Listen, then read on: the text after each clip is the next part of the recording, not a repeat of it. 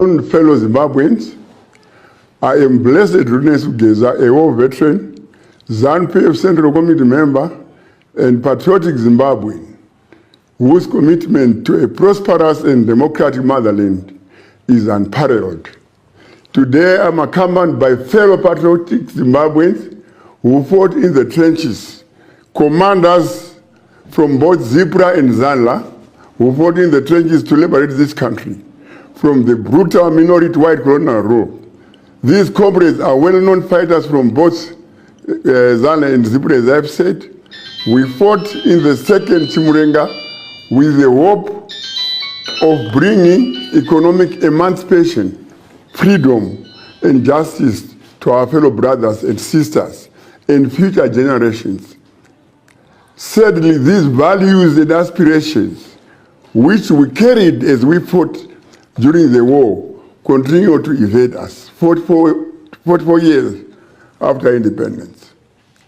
The majority of black Zimbabweans remain poor, jobless, and without real freedom, as a few black leaders have assumed the face, character, and elements of the very beast we fought against in the 1970s War of Liberation. The press conference is being held with the aim of mapping a way forward and addressing these imbalances, which for long have been neglected or ignored. In particular, it's a special message to Emmerson Mnangagwa, a nationalist who in 27 was brought to power through the help and support of war veterans and the general population of Zimbabwe via Operation Restore Legacy. In general, we also address corrupt gangsters and hangers-on who surround him and abuse national resources for selfish reasons. This man and those around him have failed us. He has failed all Zimbabweans who believed that the events of 2017 would bring an end to despotism, corruption, and privatization of the nation and its people. He is now nearly 10 years in power, but corruption, cronyism, and nepotism have escalated under his rule to extents never seen before in this country. Fellow Zimbabweans, allow me to elaborate on these direct allegations against Mnangagwa, which demonstrate that he has failed this nation constitutionally, morally, and historically. Attack against war veterans. Emmerson Mnangagwa, on assumption of power, he showed that he was a man who had learned nothing and forgotten nothing. He forgot the roots of his power on day one, and instead of correcting the mistakes of former President Robert Mugabe, he instead went about to prove to all of us that Mugabe was actually a saint. He deliberately sidelined the very people who fought on his side and instead embraced the thieves, conmen, and heartless killers in his government. He systematically targeted paged war veterans who stood for social justice in various arms of government and replaced them with crooks. This is very evident in his cabinet, which is now staffed with non-performing and deceitful ministers. It's no secret that they were picked because they either belong to his clan or are benefactors to his family through his children. War veterans were sidelined, and the majority of them are now destitute and beggars. It is mere coincidence that at a time our peers were being removed from influential positions in government, the army, and security sector. We witnessed an increase in the deaths of army generals. We wonder.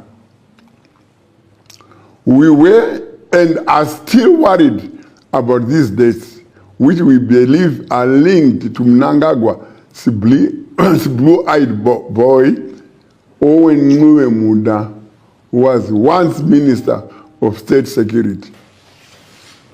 Right. Mnangagwa who sought to protect the Constitution. He has failed to protect it.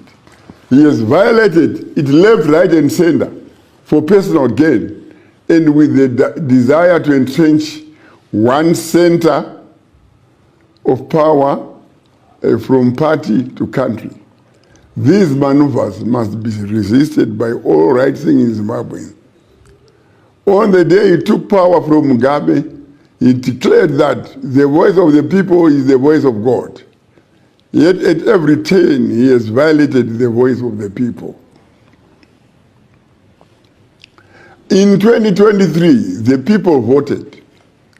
Yet after their vote, he disregarded their voice and teamed up with that charlatan called Sengezo Shabangu to recall legitimate representatives of the people to replace them with his own stooges.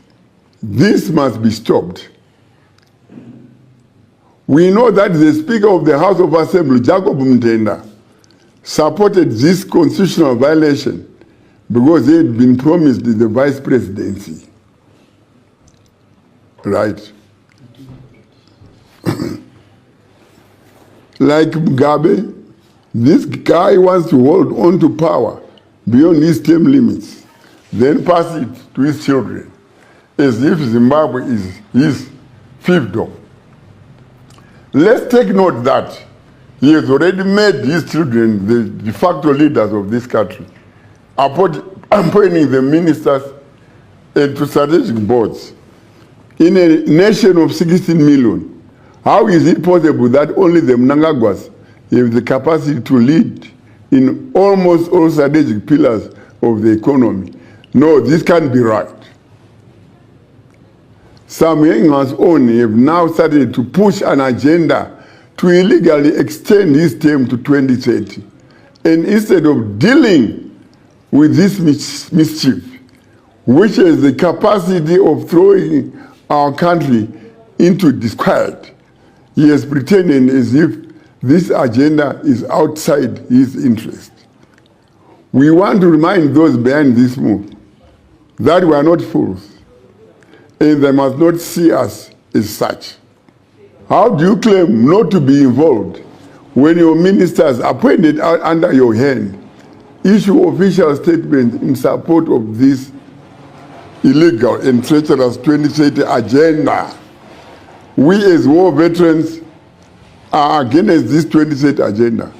We can't disrespect the voice of 90% of those who voted yes towards term limits. No, we can't allow that. We are also concerned that since assuming power, Mnangagwa is neglected civil servants who are now earning slave wages. Our men and women in uniform have lost their dignity, even in the eyes of the public, due to state poverty. Government shells money collected from taxpayers to corrupt tender entrepreneurs. Lecturers at our universities are now being paid like gardeners, despite their high qualifications. Surely, this is not what we fought for. This is not the Zimbabwe we envisioned when we took up arms. We understand that Mnangagwa does not feel the pain of all veterans because he's not one himself. He was invited to the struggle by his in-laws after staying in Zambia for nearly 11 years following his release from prison. He is a beneficiary of nepotism. Saka 11 years this gara idzi ari kuofiswa kubujena akasikazi kuti hondo iri kurohwa kupi. It is clear to us that Mnangagwa is failed. He is not fit to run this country, and his time to go is now. We ask him to go peacefully.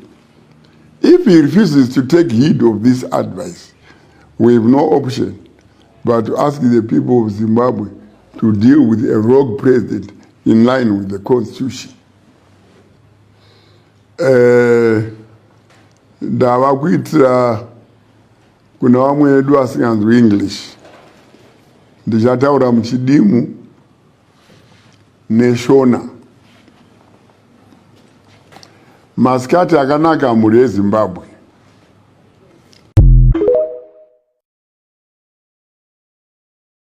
For the last 2 days, on Monday and today this morning, I spoke with the President of South Africa, who sought me out to speak with me on this matter because of their involvement in Eastern Congo.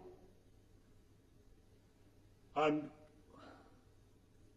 he's also there pretending to be playing a peacemaker role, and he has a force that has been fighting alongside FDLR and has been fighting the M23 on the instructions of Tshisekedi, because these are people who are not supposed to be in Congo,